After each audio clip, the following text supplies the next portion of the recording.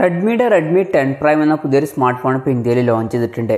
ഈ ഒരു വീഡിയോയിൽ നമ്മൾ നോക്കാൻ പോകുന്നത് Redmi 10 Prime എന്ന ഫോണിൻ്റെ വിശേഷങ്ങളാണ്.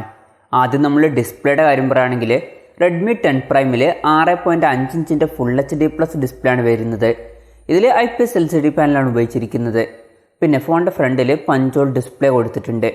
ഇപ്പോൾ നമ്മൾ Redmi 9 Prime എന്ന ഫോണിൻ്റെ കാര്യം നോക്കുകയാണെങ്കിൽ ആ ഒരു ഫോണിൽ വാട്ടർ ഡ്രോപ്പ് നോച്ച് ഡിസൈനിലെ നോച്ചായിരുന്നു വന്നിട്ടുണ്ടായിരുന്നത്. അപ്പോൾ അതിൽ നിന്ന് ഒരു അപ്ഗ്രേഡാണ് ഈ ഒരു പഞ്ചോൾ ഡിസ്പ്ലേ എന്നുള്ള കാര്യം. പിന്നെ പഞ്ചോൾ വരുന്നത് ടോപ്പ് സെൻറ്റർ ഭാഗത്തായിട്ടാണ്. 20:9 എന്നുള്ള ആസ്പെക്ട് റേഷ്യോയിലാണ് ഈ ഒരു ഫോൺ വരുന്നത്. അതുപോലെ തന്നെ അപ്ഗ്രേഡ് വരുത്തിയിട്ടുള്ള മറ്റൊരു കാര്യമാണ് റിഫ്രഷ് റേറ്റിൻ്റെ കാര്യത്തിൽ. Redmi 10 Primeൽ 90 Hz refresh rate support ചെയ്യുന്നുണ്ട്. Redmi 9 Prime എന്ന ഫോണിൽ കൂടിയ റിഫ്രഷ് റേറ്റും കാര്യങ്ങളൊന്നും സപ്പോർട്ട് ചെയ്തിട്ടില്ലായിരുന്നു.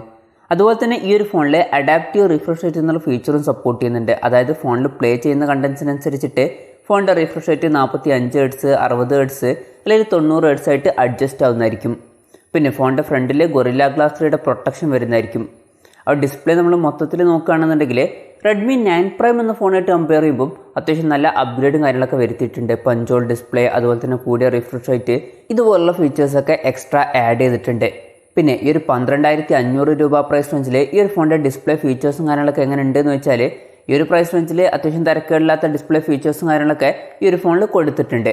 പിന്നെ നിങ്ങൾക്ക് എന്തായാലും AMOLED ഡിസ്പ്ലേ ഉള്ള ഫോണൊക്കെ വേണമെന്നുണ്ടെങ്കിൽ 13,000 രൂപ പ്രൈസ് റേഞ്ചിൽ സാംസങ് M21 2021 എഡിഷൻ എന്ന ഫോൺ വരുന്നുണ്ട്. ആ ഒരു ഫോണിൽ ഫുൾ HD റെസൊല്യൂഷൻ വരുന്ന AMOLED ഡിസ്പ്ലേ ഒക്കെ വരുന്നുണ്ട്. പിന്നെ ഈ ഫോണിൻ്റെ ഫിംഗർ പ്രിൻറ്റ് സെൻസർ വരുന്നത് ഫോണിൻ്റെ സൈഡിൽ പവർ ബട്ടണിൽ ഇൻറ്റഗ്രേറ്റ് ചെയ്തിട്ടാണ്. ഈ ഫോണിൻ്റെ വെയിറ്റ് വരുന്നത് ഏകദേശം 192 ഗ്രാമാണ്.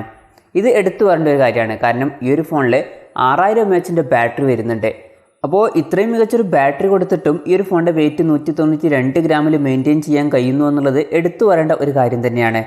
പിന്നെ ഫോണിൻ്റെ തിക്നെസ് 9.56 mm ആണ് വരുന്നത്. ബാറ്ററിയുടെ ബാക്കി കാര്യങ്ങൾ പറയുകയാണെങ്കിൽ 6000 mAh ബാറ്ററിയുടെ കൂടെ 18 വാട്ടിൻ്റെ ഫാസ്റ്റ് ചാർജിങ് സപ്പോർട്ട് വരുന്നുണ്ട്. പിന്നെ ഫോണിൻ്റെ ബോക്സിൽ 22.5 വാട്ടിൻ്റെ ചാർജറാണ് കൊടുത്തിട്ടുള്ളത്. Type C ചാർജിങ് പോർട്ടുമായിട്ടാണ് ഈ ഒരു ഫോൺ വരുന്നത്.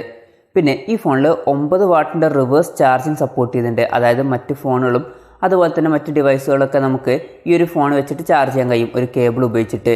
പിന്നെ പ്രോസസ്സറിൻ്റെ കാര്യം പറയുകയാണെങ്കിൽ mediatekൻ്റെ helio G88 എന്നുള്ള പുതിയ പ്രോസസ്സറുമായിട്ടാണ് ഈ ഒരു ഫോൺ വരുന്നത്. ഇപ്പോൾ നമ്മൾ Redmi 9 Prime എന്ന ഫോണിൻ്റെ കാര്യം നോക്കുകയാണെങ്കിൽ അതിൽ mediatekൻ്റെ helio G80 എന്ന പ്രോസസ്സറാണ് വന്നിട്ടുള്ളത്. അപ്പോൾ അതിൽ നിന്ന് ഒരു ചെറിയൊരു അപ്ഗ്രേഡും കാര്യങ്ങളൊക്കെയാണ് ഈ ഒരു mediatekൻ്റെ helio G88 എന്നുള്ള പ്രോസസ്സർ.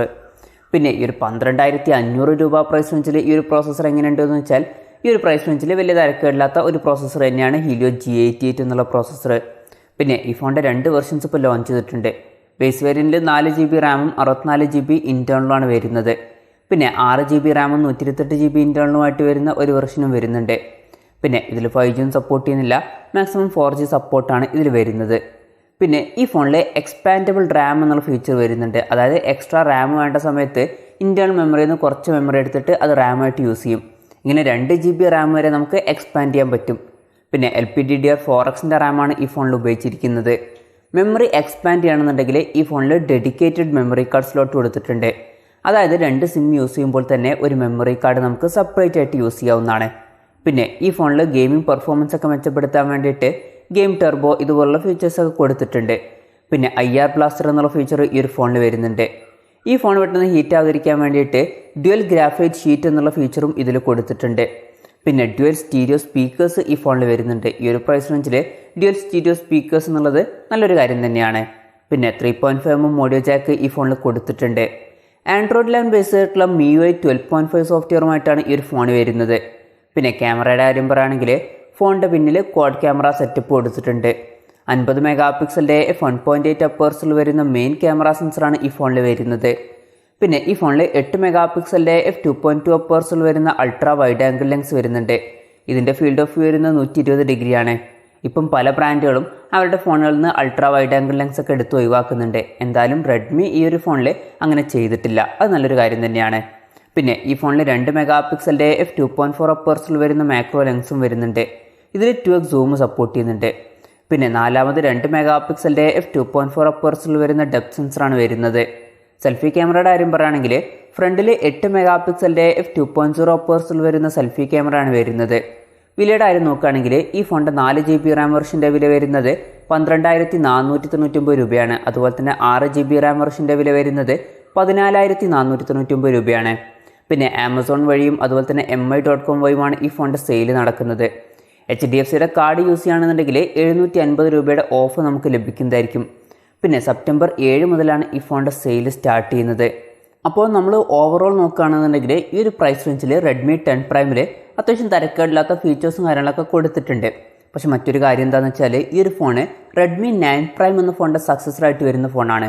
അപ്പോൾ ഈ ഒരു ഫോണിൻ്റെ വില നമ്മൾ പലരും എക്സ്പെക്ട് ചെയ്തിരുന്നത് ഒരു 11,000 രൂപ പ്രൈസ് റേഞ്ചിലൊക്കെയാണ്. ഒരു റേഞ്ച് പറയുകയാണെന്നുണ്ടെങ്കിൽ 10 to 12 എന്ന പ്രൈസ് റേഞ്ചിലാണ് പലരും എക്സ്പെക്ട് ചെയ്തിരുന്നത്. ആ പ്രൈസ് അനൗൺസ് ചെയ്ത സമയത്ത് മാക്സിമം എക്സ്പെക്ട് ചെയ്തിരുന്ന 12,000 രൂപയ്ക്ക് മുകളിൽ പോയിട്ടുണ്ട്. 12,500 വരുന്നുണ്ട്. ഈ ഒരു കാര്യത്തിന് ബ്രാൻഡിന് 100% കുറ്റം പറയാൻ പറ്റുമോ എന്ന് ചോദിച്ചാൽ നമ്മൾ കൺസിഡർ ചെയ്യേണ്ട വേറെ ചില കാര്യങ്ങളുണ്ട്. ഇപ്പം ഈ ഒരു ഫോൺ വരുന്നത് 12,500 രൂപ പ്രൈസ് റേഞ്ചിലാണ്. ഇതേ ഒരു പ്രൈസ് റേഞ്ചിൽ ലോഞ്ച് ചെയ്തിട്ടുള്ള മികച്ച ചില ഫോണുകളുടെ കാര്യം നമ്മൾ നോക്കുകയാണെന്നുണ്ടെങ്കിൽ ഒരു ഫോൺ വരുന്നത് റെഡ്മി നോട്ട് 10 എന്ന ഫോണാണ്. ആ ഒരു ഫോണിൽ AMOLED ഡിസ്പ്ലേയും കാര്യങ്ങളൊക്കെ വരുന്നുണ്ട്. പക്ഷേ ആ ഒരു ഫോണിൻ്റെ ഇപ്പോഴുള്ള വില നോക്കുകയാണെന്നുണ്ടെങ്കിൽ ഇപ്പം ആ ഒരു ഫോണിൻ്റെ വില വരുന്നത് 14,000 രൂപ പ്രൈസ് റേഞ്ചിലാണ്. അതുപോലെ തന്നെ ഈ ഒരു ഫോണിൽ വരുന്നതിനേക്കാളും കുറച്ചും കൂടി ബെറ്റർ ആയിട്ടുള്ള mediatekൻ്റെ helio G95 പോലുള്ള പ്രോസസ്സറുമായിട്ട് വരുന്ന 12,500 രൂപ പ്രൈസ് റേഞ്ചിൽ ലോഞ്ച് ചെയ്ത ഫോണാണ് റിയൽമി നാർസോ 30 എന്ന ഫോണ്, 4G വെർഷൻ. പക്ഷേ ആ ഒരു ഫോണിൻ്റെ ഇപ്പോഴുള്ള വില നോക്കുകയാണെന്നുണ്ടെങ്കിൽ ആ ഒരു ഫോണിൻ്റെ വില 13,500 രൂപ പ്രൈസ് റേഞ്ചിലാണ് വരുന്നത്. അതുപോലെ തന്നെ മറ്റൊരു ഫോണാണ് സാംസങ് M21 2021 എഡിഷൻ എന്ന ഫോണ്. ആ ഒരു ഫോണിൽ ഫുൾ HD റെസൊല്യൂഷനിൽ വരുന്ന AMOLED ഡിസ്പ്ലേ ഒക്കെ വരുന്നുണ്ട്. ആ ഒരു ഫോണും 12,500 രൂപ പ്രൈസ് റേഞ്ചിലായിരുന്നു ലോഞ്ച് ചെയ്തിട്ടുണ്ടായിരുന്നത്. പക്ഷേ ആ ഒരു ഫോണിൻ്റെ ഇപ്പോഴുള്ള വില നോക്കുകയാണെന്നുണ്ടെങ്കിൽ ആ ഒരു ഫോൺ വരുന്നത് 13,000 രൂപ പ്രൈസ് റേഞ്ചിലാണ്. ആ പറഞ്ഞു വരുന്ന കാര്യം എന്താണെന്ന് വെച്ചാൽ ഈ ഒരു പ്രൈസ് റേഞ്ചിൽ വരുന്ന മിക്ക ഫോണുകളുടെയും വില ഇപ്പോൾ കൂട്ടിയിട്ടുണ്ട്. ഇപ്പോൾ ഈ ഒരു പ്രൈസ് റേഞ്ചിൽ വരുന്ന ഫോണുകളുടെ വില മാത്രമല്ല മിക്ക ബ്രാൻഡുകളും അവരുടെ പല ഫോണുകളുടെയും വില ഇപ്പം കൂട്ടുന്നുണ്ട്. റെഡ്മി, റിയൽമി, സാംസങ്, മോട്ടോ അങ്ങനെ മിക്ക കമ്പനികളും അവരുടെ ഫോണുകളുടെ വില കൂട്ടുന്നുണ്ട്. ഇപ്പോഴുള്ള ചിപ്പ് ഷോർട്ടേജ് അതുപോലെ തന്നെ സപ്ലൈ ഷോർട്ടേജ് ഇങ്ങനെയുള്ള ചില ഇഷ്യൂസും കാര്യങ്ങളൊക്കെ ഉണ്ട്. അതുകൊണ്ടായിരിക്കണം വില കൂട്ടുന്നത്. അപ്പോൾ ചിലപ്പോൾ ഈ ഒരു പുതിയ സിറ്റുവേഷനും കൂടി കൺസിഡർ ചെയ്തിട്ടായിരിക്കണം റെഡ്മി 10 പ്രൈമിൻ്റെ വില നമ്മൾ എക്സ്പെക്ട് ചെയ്തതിനെക്കാട്ടിലും കുറച്ചും കൂടി കൂടിയ പ്രൈസ് റേഞ്ചിൽ റെഡ്മി അനൗൺസ് ചെയ്തിരിക്കുന്നത്. പിന്നെ ഈ ഒരു ഫോണിൻ്റെ വില ഇനിയും കൂടുകയാണെന്നുണ്ടെങ്കിൽ അത് കുറച്ച് കൂടിപ്പോവും. റെഡ്മി അവരുടെ ചില ഫോണുകളുടെ കാര്യത്തിൽ അങ്ങനെ ചെയ്യാറുണ്ട്. അനൗൺസ് ചെയ്ത് കഴിഞ്ഞിട്ട് പിന്നെയും ഇടയ്ക്കിടയ്ക്കായിട്ട് വില കൂട്ടാറുണ്ട്. ഈ ഒരു ഫോണിൻ്റെ കാര്യത്തിൽ അങ്ങനെ വരില്ല എന്ന് നമുക്ക് എക്സ്പെക്റ്റ് ചെയ്യാം. എന്തായാലും ഈ ഒരു ഫോണിൻ്റെ വിലയെ പറ്റിയിട്ടുള്ള നിങ്ങളുടെ അഭിപ്രായം ജസ്റ്റ് ഒന്ന് കമൻറ്റ് ചെയ്യുക.